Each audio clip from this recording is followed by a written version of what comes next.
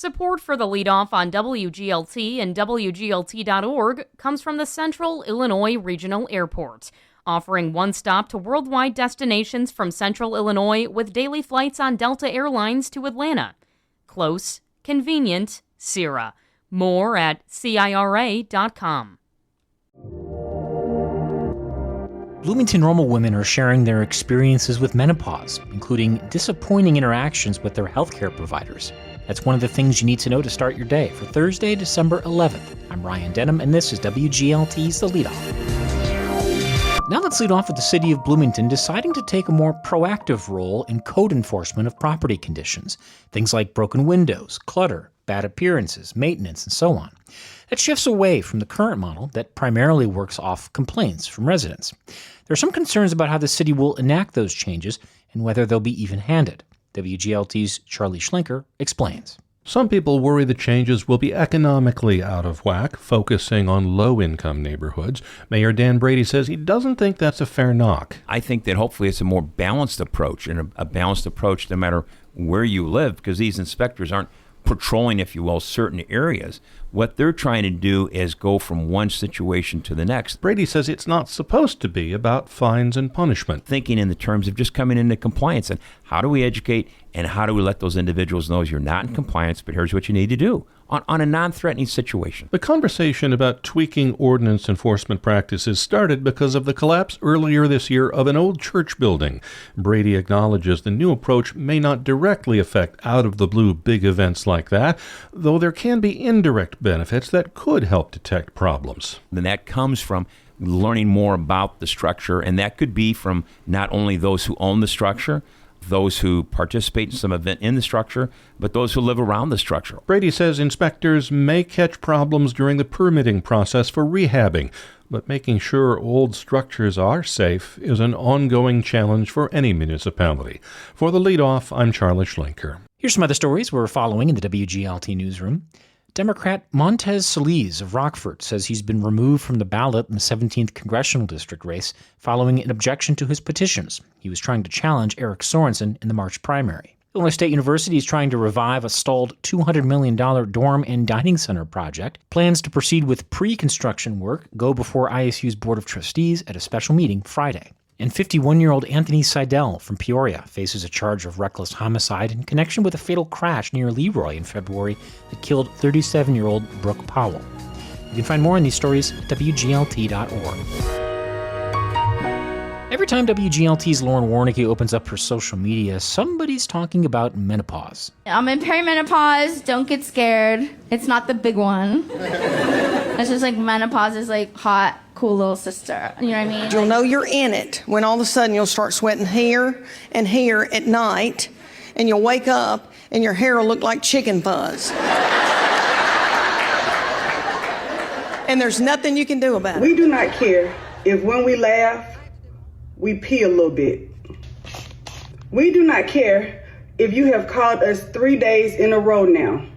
Let us call you. But 3 women in Bloomington normal say doctors aren't talking about it enough. It was literally, that was their answer. Yeah, you're in menopause, click. That's Jennifer Funk from Normal. Funk stopped having a period after getting the COVID-19 vaccine.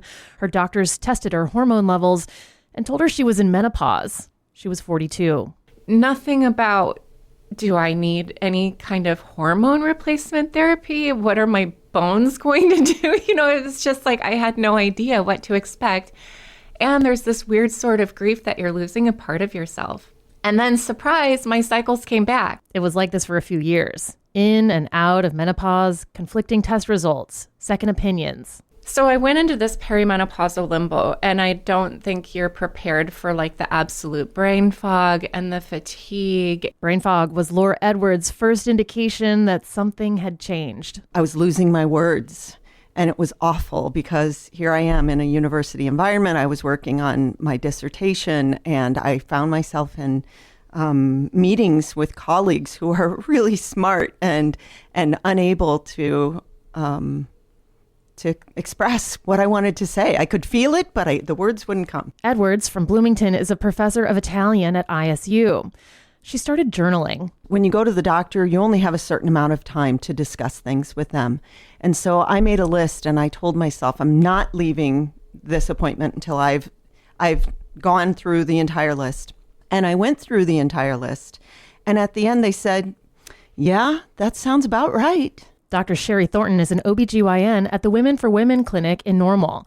She's also a menopause expert, per the Menopause Society, and also from personal experience. They didn't tell us anything when we were in med school. They said, oh, menopause, you get hot flashes, night sweats, and it lasts about 2 to 3 years.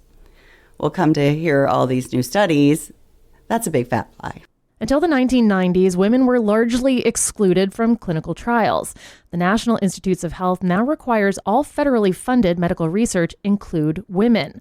But the medical field is essentially playing catch-up, and relatively little is known about something that nearly half the human population will experience. When you're somebody like me who's getting one every 5 minutes and you wake up 6 or 7 times at night with a hot flash and you kick off the covers, it's unbearable. You don't sleep, you're irritable. They are, miserable. Primary care doctor Mfwetu Langeni with OSF Healthcare in Bloomington says he prescribes hormone replacement therapy to ease menopause symptoms like hot flashes, insomnia, and mood swings. The first thing Langeni tries to help patients understand is that these symptoms aren't in your head. That is a real thing, and sometimes these can be subjective, right? And so it is. So that's why it makes it hard to kind of decipher and diagnose and treat. But there are treatment options there. Just last month, a black box label was removed from hormone therapies used to treat menopause, which researchers now say lacked a nuanced understanding of the risk-benefit balance for women under 60. Right now, hormone replacement therapy isn't an option for Jennifer Funk, but she's gotten more confident in advocating for herself. Being loud about how women's health care is largely ignored and women are invisible, especially when they hit this age. And the fact that young girls and young women have a right to know that it's okay to speak about how your body feels and to speak up for yourself when you're in the doctor's office. All that is let's be loud about that. I'm Lauren Warnicki. Support for WGLT health coverage comes from Carle Health. You can count on Carle as your partner in healthcare. Information at carle.org. And that's it for today. I'm Ryan Denham. The show is produced by Lou Warner. You can subscribe to The Leadoff on the NPR app or wherever you get your podcasts.